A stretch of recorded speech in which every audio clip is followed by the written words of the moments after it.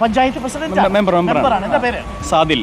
Okay. എങ്ങനെയുണ്ട് പഞ്ചായത്തിലൊക്കെ ലഹരി വിരുദ്ധ പ്രവർത്തനം? വളരെ ശക്തമായി നടന്നുകൊണ്ട് പോരാട്ടത്തിൽ നിങ്ങളും ഉണ്ടല്ലോ. യെസ് നമുക്ക് പറയാനുള്ളത് ഈ റിപ്പോർട്ടർ ചാനൽ ഒരുപക്ഷെ ഇന്ത്യയിലെ മറ്റു മാധ്യമങ്ങൾക്ക് മാതൃകയായിട്ടുള്ള പ്രവർത്തനമാണ് തുടക്കം കുറിച്ചിട്ടുള്ളത്.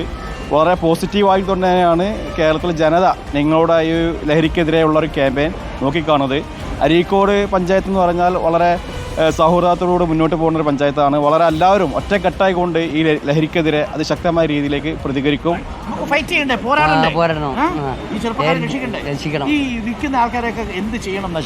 വിൽക്കുന്ന ആൾക്കാരൊക്കെ തടയാൻ ഒഴിവാക്കണം, നിർത്തണം എന്നുള്ള സമൂഹം തന്നെ ഒറ്റപ്പെടുത്തണം. തീർച്ചയായിട്ടും ഈ റിപ്പോർട്ടർ ചാനൽ ഏറ്റെടുത്തുള്ള ഈ പരിപാടി ഇന്നത്തെ സാഹചര്യത്തിൽ ഏറ്റവും അധികം അഭികാമ്യമായിട്ടുള്ള പരിപാടിയാണ്. അതിൽ ആദ്യമായിട്ട് നിങ്ങൾ അഭിനന്ദിക്കുകയാണ്. ഇവിടെ ചെയ്യേണ്ടതെന്ന് വെച്ചാൽ ഈ വിദ്യാർത്ഥികളിലാണ് ഏറ്റവും കൂടുതൽ കണ്ടുവരുന്നത്. അധികാരികൾക്ക് നിയമത്തിൻ്റെ പ്രശ്നങ്ങളിൽ ഇടവാക്കിക്കൊണ്ട് ഞങ്ങൾക്കൊന്നും ചെയ്യാൻ പറ്റാമെന്ന് പറഞ്ഞുകൊണ്ട് കൈവലർത്തുകയാണ്. പോലീസ് അധികാരി ഇപ്പോൾ അഴീക്കോട് തന്നെ പല സ്ഥലങ്ങളിൽ ഇത്തരം സൂചന കാണിക്കുമ്പോൾ ഇവർ പറഞ്ഞാൽ ചെറിയ ഫൈനേ ഉള്ളൂ, അതുകൊണ്ട് ഞങ്ങൾക്കൊന്നും ചെയ്യാനില്ല, നിയമം കർശനമാക്കണം. 1, 2 വിദ്യാർത്ഥികളിൽ താങ്ങാൻ പറ്റാവുന്നതിലപ്പുറം വിദ്യാർത്ഥികളാണ് അധ്യാപകർക്കുള്ളത്. ഇപ്പോൾ 35:1 എന്നത് ഓക്കെ, പക്ഷേ 65-ൽ പരം കുട്ടികളെ വെച്ച് ഇന്ന് അധ്യാപകർ കുട്ടികളെ പഠിപ്പിക്കുമ്പോൾ ഇവർക്ക് നിയന്ത്രിക്കാൻ കഴിയുന്നില്ല. മാത്രമല്ല പണ്ടത്തെ നമ്മൾ പഠിച്ച കാലത്ത് പോലെയുള്ള അധ്യാപകരെ ഭയമില്ല. ഒരു ചൂരനെടുത്താൽ ആ കുട്ടി നേരെ പോലീസ് സ്റ്റേഷനിൽ വരികയാണ്.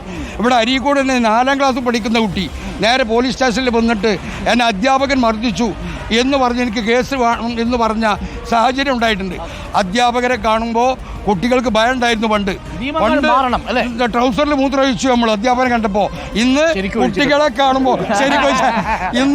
കുട്ടികളെ കാണുമ്പോൾ അധ്യാപകർ മൂത്രം വഹിക്കുന്ന കാലഘട്ടമാണ്. അതുകൊണ്ട് തീർച്ചയായിട്ടും അധികാരികൾ, പോലീസും ജനപ്രതിനിധിയാണ് എല്ലാവരും കൂടി, നാട്ടുകാർ അതിലേറെ ഏറ്റവും ഇതിലൊക്കെ നേരിടാൻ കഴിയാവുന്നു. ഇപ്പോൾ ഇതൊരു ബസ് സ്റ്റാൻഡാണ്. ഇവിടുത്തെ പോട്ടർമാർക്ക്, ഇവിടുത്തെ തൊഴിലാളികൾക്കൊക്കെ അറിയാം എവിടെയാണ് സാമൂഹ്യ ഇവിടെ പ്രവർത്തനങ്ങൾ സൂചിപ്പിക്കാനുള്ളത്. ഇത് നമ്മൾ വെറും നിയമത്തിനെ മാത്രം പറഞ്ഞൊരു കാര്യമല്ല, രക്ഷിതാക്കൾക്കും അതോടൊപ്പം തന്നെ വലിയൊരു പങ്കുണ്ട്. ഇന്നലെ മുഖ്യമന്ത്രി നിയമസഭയിൽ പറഞ്ഞതുപോലെ 3 പെട്ടി പോലെയാണ് വീട്, അതുപോലെ തന്നെ ബസ്, സ്കൂള്. കുട്ടികൾക്ക് സ്വതന്ത്രമായിട്ടുള്ള ഫ്രീഡം കൊടുക്കുന്നില്ല. അത് വളരെ ഇന്ന് കളിസ്ഥലങ്ങൾ ഉണ്ടെങ്കിലും കുട്ടികളെ കൃത്യമായി ഒരു പഠനത്തിന് മാത്രം മാറ്റി വെക്കുന്ന സാഹചര്യം നടക്കുന്നുണ്ട്. അരീക്കോട് പോലെ ഫുട്ബോളിനെ സ്നേഹിക്കുന്ന നമുക്കൊരു പ്രതിജ്ഞ എടുത്തുപോലോ. ഫുട്ബോളറാണ്. ഇപ്പൊ മൈതാനങ്ങൾ വന്നാൽ ലഹരി കുറയും എന്ന് കേട്ടിട്ടുണ്ട്. അതെ, അത് വളരെ ശരിയാണ്. മൈതാനം കളിയോടാവണം. പിന്നെ ഈ എൻ്റെ ഒരു അഭിപ്രായത്തിൽ ഈ വളരെ വൈകിയിലെ രാത്രികളിലെ കളികളൊക്കെ കുറച്ച് കുറക്കുന്നത് നല്ലതായിരിക്കും. 12 മണി 1 മണി വരെയുള്ള കളികൾ. ചെറുപ്പക്കാരൊക്കെ ഉണ്ടല്ലോ രാത്രിയിൽ സ്കൂട്ടറൊക്കെ എടുത്ത് ഈ 12 മണിക്ക് 1 മണിക്കൊക്കെ നൈറ്റ്. അപ്പോൾ കുട്ടികൾ പണ്ട് കളികൾ വൈകുന്നേരമായിരുന്നു. അപ്പോൾ വീട്ടിലേക്ക് എത്തുമ്പോൾ മാതാപിതാക്കൾക്ക് അറിയാം നേരത്തെ കാലത്ത് മകൻ എത്തിയോ എത്തിയില്ല എന്നുള്ളത്. ഇപ്പോൾ അങ്ങനെയല്ല. ഇപ്പോൾ 12 മണി 1 മണി ആവും കളി കഴിയണമെങ്കിൽ. വളരെ ശരിയാ. അപ്പോൾ അത് മാതാപിതാക്കളോട് പറയും ഇന്ന് കളി ഡ്രോ ആയിരുന്നു, ടൈം ബ്രേക്കർ എക്സ്ട്രാ ടൈം വന്നു, അപ്പോൾ 12 മണിക്കൊക്കെ വീട്ടിൽ എത്തുന്നത്. അപ്പോൾ അതൊക്കെ ഒന്ന് ഇവരെന്ത് ചെയ്തു നമുക്ക് അറിയാൻ അല്ലേ. അപ്പം നമുക്കൊരു പ്രതിജ്ഞയിലേക്ക് കൂടി ഒന്ന് പോകാം. അപ്പോൾ നമ്മൾ അരീക്കോട് നിന്നും ഒരു പ്രതിജ്ഞ എടുക്കുന്നു. ആ പ്രതിജ്ഞ നമ്മളെല്ലാവരും ഏറ്റുചൊല്ലി ആ പ്രതിജ്ഞ വഴി പോകുന്നു. ചേച്ചിമാർ ഇവിടെയുണ്ട്. ചേച്ചി, ഹാപ്പി വിമൻസ് ഡേ. ഇന്ന് വനിതാ ദിനമാണെന്ന് അറിയാലോ. വനിതാ ദിനമായിട്ട് എന്തെങ്കിലും പ്രത്യേകത ഉണ്ടോ ഇവിടെ പഞ്ചായത്തിൽ? പിന്നെ പഞ്ചായത്ത് ലീവാണ്. പിന്നെന്താ വെച്ചാല് നമുക്ക് ഹാപ്പിയാണ്, ഹാപ്പി അല്ലേ മൊത്തത്തില്. അപ്പൊ ഈ ലഹരി ഉപയോഗിക്കുന്ന ആളുകളെ കണ്ടാൽ എന്താ നമ്മൾ അവരെ ചെയ്യേണ്ടത്? വലിയ കുഴപ്പം പിടിച്ചൊരു കേസായത് അല്ലേ? അതെ, കുഴപ്പം പിടിച്ച കേസാണ്. ചെറിയ മക്കൾ വരെ അതിലേക്ക് പോകുന്നുണ്ട്. അതൊക്കെ നിർത്താൻ വേണ്ടിയിട്ട് എന്തെങ്കിലും തീരുമാനം എടുക്കണം ഞങ്ങളെല്ലാവരും കൂടി. അതാണ് ഏറ്റവും സമൂഹത്തിന്റെ താഴെത്തട്ടിലുള്ള മനുഷ്യർ മുതൽ ഈ ഹരിതകർമ്മസേനയിലുള്ള പ്രവർത്തിക്കുന്ന സ്ത്രീകളടക്കം ഒറ്റ ശബ്ദത്തിൽ പറയുന്നു. നമുക്കൊരു പ്രതിജ്ഞ ചെയ്താലോ? നമുക്കൊരു പ്രതിജ്ഞ ഏറ്റെടുക്കാം. അരീക്കോടിന്റെ പ്രതിജ്ഞ. വ്യവസായി. ഓക്കെ. ഇത്തരം കടകളിലൊക്കെ ഈ ചെറിയ സാധനങ്ങൾ വിൽക്കുന്നുണ്ട്. അങ്ങനെ ഇപ്പോൾ ഫാൻ പരാഗാണെങ്കിലും ഹാൻഡ്സ് ആണെങ്കിലും നിരോധിച്ച സാധനങ്ങൾ പോലും സ്കൂളിൽ കൊണ്ട് വിൽക്കുന്നുണ്ട്. സ്കൂളിന്റെ പരിസരത്ത് അവർക്കെതിരെ നടപടി വേണ്ടേ? നടപടി വേണം, തീർച്ചയായിട്ടും വേണം. ശിക്ഷ പോരാന്നെ എൻ്റെ അഭിപ്രായം. ശിക്ഷ പോരാ എന്നുള്ളതാണ് ഇവരുടെ എല്ലാവരുടെയും ഏക അഭിപ്രായം എന്ന് പറയുന്നത്. പഞ്ചായത്ത് പ്രസിഡന്റാണ്. പേരെന്താ? നൗഷർ.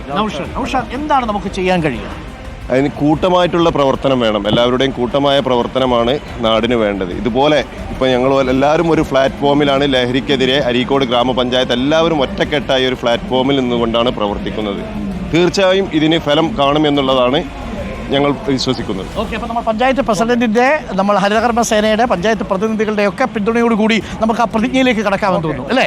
അപ്പോൾ നമ്മൾ പ്രതിജ്ഞയിലേക്ക് കടക്കുന്നു. റെഡിയല്ലേ? അപ്പോൾ നമ്മൾ ഏറ്റുചൊല്ലും. നിലമ്പൂരിന് നമ്മൾ കണ്ടു ബൈസിക്കിൾ റൈഡേഴ്സ് ആണ്. Okay, very good. ലഹരി ഇതാണ്, ആരോഗ്യമുള്ള ഇതാണ്. അപ്പോൾ നമുക്ക് പ്രതിജ്ഞയിലേക്ക് കടക്കാം. പ്രതിജ്ഞ റെഡിയല്ലേ എല്ലാവരും? ശരി, എല്ലാവരും നമ്മളത് ഏറ്റുചൊല്ലുന്നു. കേരളം ഒരിക്കൽ കൂടി ഏറ്റുചൊല്ലുന്ന പ്രതിജ്ഞയിലേക്ക്. മയക്കുമരുന്ന്, മദ്യം, പുകയില, പാൻ മസാല തുടങ്ങിയ ലഹരി പദാർത്ഥങ്ങൾ വ്യക്തികളെയും കുടുംബാംഗങ്ങളെയും ആരോഗ്യപരമായും സാമ്പത്തികമായും സാമൂഹികമായും സാംസ്കാരികമായും നശിപ്പിക്കുന്ന സാമൂഹിക വിപത്താണ് എന്ന് ഞാൻ മനസ്സിലാക്കുന്നു.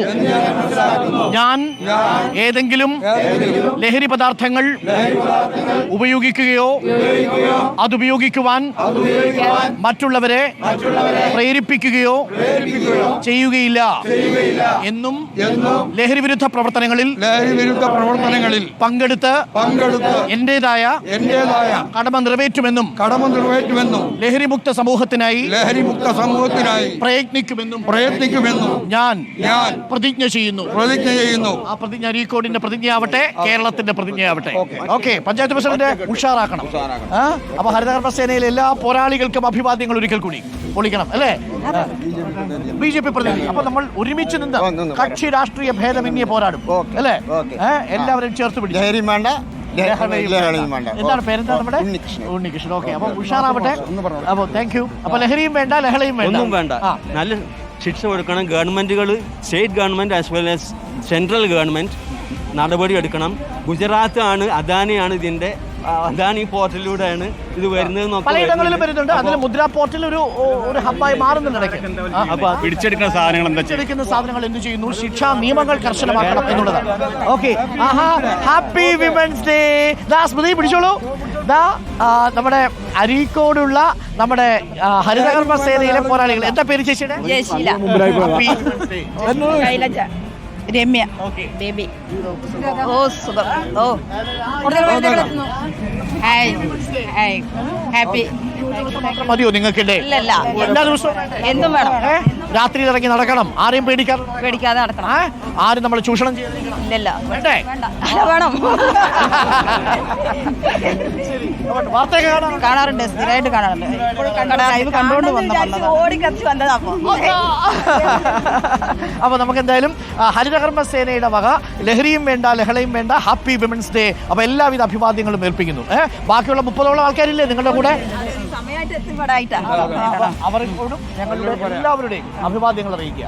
Thank you. അപ്പോൾ പ്രിയപ്പെട്ട പ്രേക്ഷകരെ, ലഹരിയും വേണ്ട, ലഹളയും വേണ്ട എന്ന നമ്മുടെ ക്യാമ്പയിൻ ഇനി അരീക്കോട് നിന്നും മുക്കത്തേക്കാണ് സഞ്ചരിക്കുന്നത്. Thank you.